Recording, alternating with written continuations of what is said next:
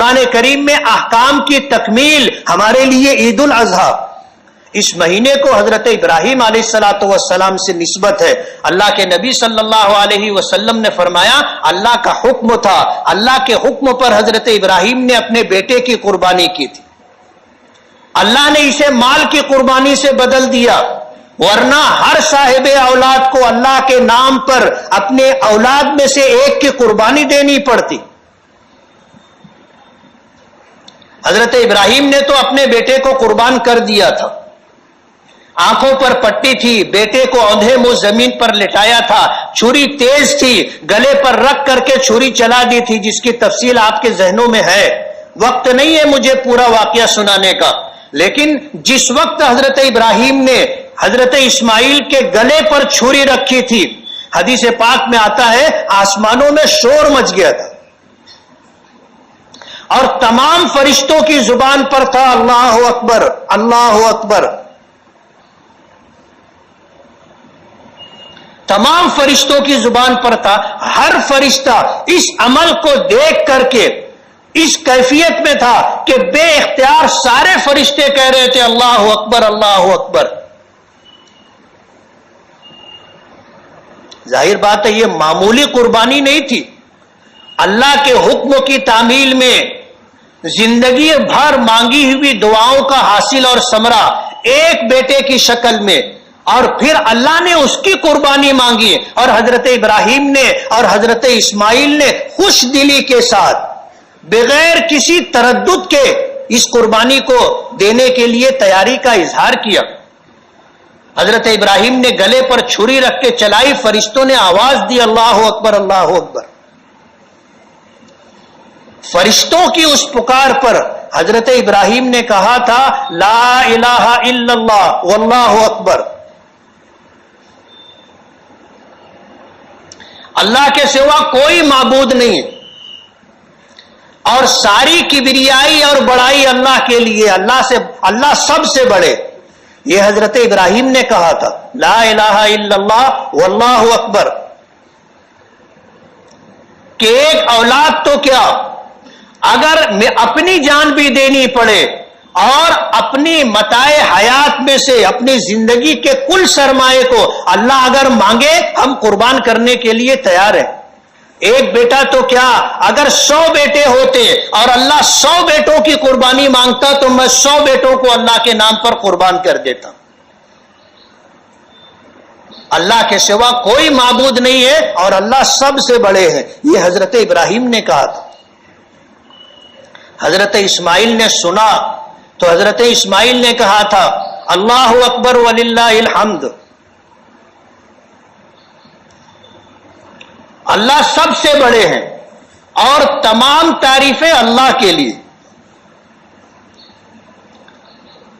مفسرین نے لکھا ہے, شارحین نے لکھا ہے کہ حضرت اسماعیل سوچ رہے تھے کہ پتہ نہیں میری قربانی اللہ کی بارگاہ میں قبول ہوگی یا نہیں ہوگی.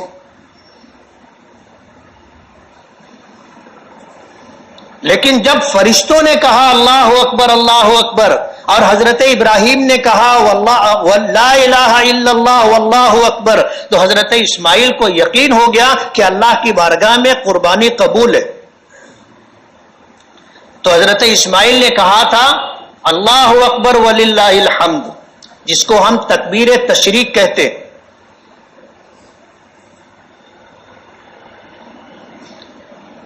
ہمیں حکم ہے کہ 9 ذی الحجہ کی صبح سے لے کر کے 13 ذی الحجہ کی عصر تک ہر فرض نماز کے بعد ہر مرد پر, ہر بالغ مرد و عورت پر ایک مرتبہ اس تکبیر کا پڑھنا, تکبیر تشریق کا پڑھنا واجب ہے.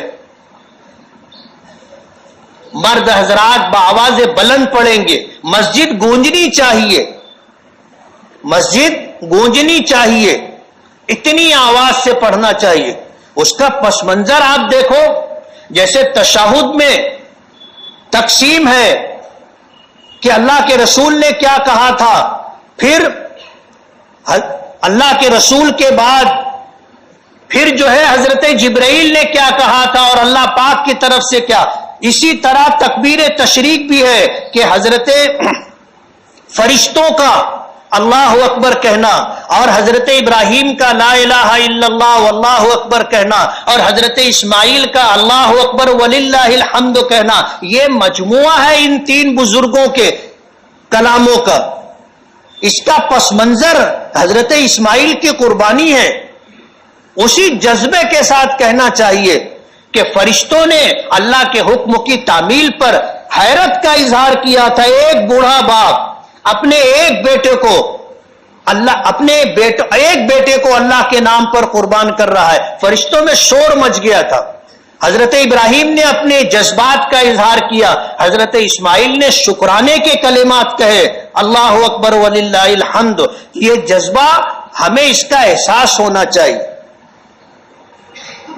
اگر حضرت ابراہیم کا یہ جذبہ تھا کہ ایک بیٹا تو کیا 100 بیٹے ہوتے اور اللہ قربانی مانگتا، سب کو اللہ کے نام پر قربان کر دیتا۔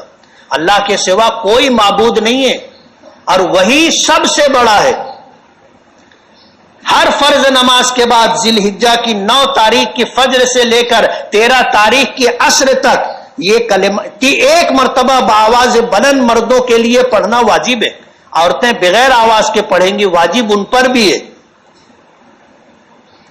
تو یہ مہینہ بڑی اہمیت کا ہے، جس میں قربانی بھی ہے، جس میں حج بھی ہے۔ اللہ نے جن کی 10 راتوں کی قسمیں کھائی ہیں، اس کا ہر دن 1 سال کے روزوں کے برابر، 1 سال کے گناہوں کے معافی کا ذریعہ، اور اسی کے ساتھ اس کی رات شب قدر جیسی رات ہے۔ الحمدللہ ہمارے شہر میں مرد تو مجھے پتہ نہیں، لیکن خواتین کا گھروں میں روزوں کا اہتمام رہتا ہے کہ یہ 9 روزے اہتمام سے رکھتی ہیں، رات کی عبادتوں کا اہتمام ہے۔ الحمدللہ قربانی حضرت ابراہیم کی سنت ہے۔ نبی کریم صلی اللہ علیہ وسلم نے فرمایا، یہ سنت ابیکم ابراہیم، کہ یہ تمہارے باپ ابراہیم کی سنت ہے، یعنی ان کا طریقہ ہے، اور ہم پر قربانی صاحب نصاب لوگوں پر واجب ہے۔ جو ہم میں صاحب نصاب ہے اس پر قربانی واجب ہے۔ ایک حصہ قربانی کا اس پر ہے، یا تو وہ بکری بکرا 1 سال کی عمر کا، یا پھر جو ہے بچڑا ہو جس کو قانوناً ہمارے ملک میں ممنوع قرار دیا گیا، بھینسا ہے جس کی 2 سال عمر ہونا ضروری ہے، اونٹ ہے جس کی 5 سال عمر ہونا ضروری ہے۔ بڑے جانور کا ایک حصہ یا چھوٹا ایک جانور جو صاحب نصاب ہے اس کے اوپر واجب ہے کہ اللہ کی بارگاہ میں قربانی کے طور پر پیش کرے۔ کوئی نام و نمود، دکھاوے کا جذبہ، شہرت نہیں، بلکہ اس جذبے کا اظہار کہ اللہ آپ نے قربانی مانگی ہے۔ آپ سوچو، اللہ نے قربانی مانگی ہے اور ہمارے پاس جو کچھ ہے سب کچھ اللہ کا دیا ہوا ہے، ہمارا کچھ نہیں ہے۔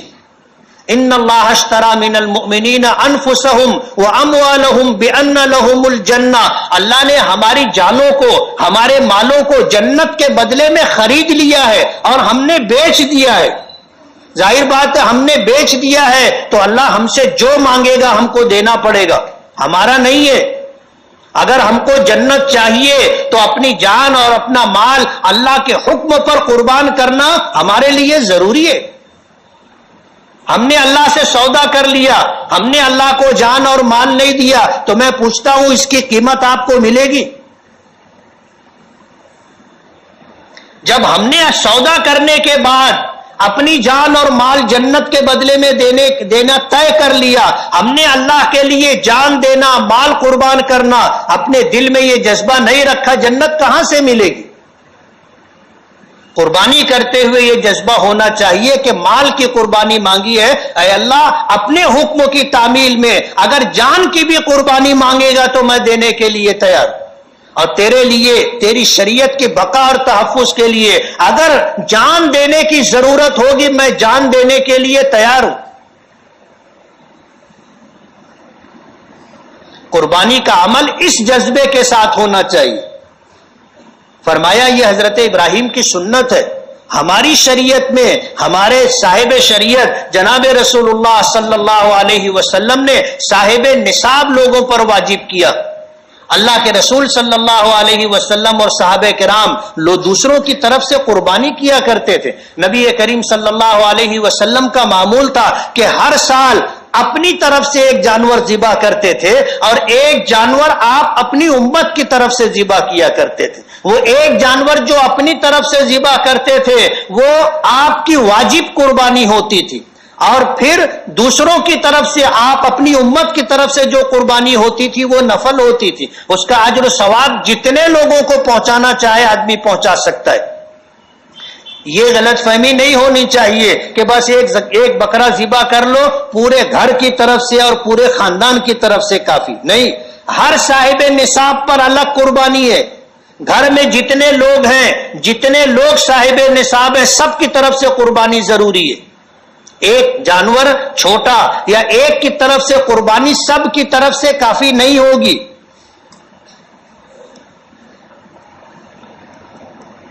تو اس مہینے کو خاص نسبت ہے اور یہ مہینہ بڑی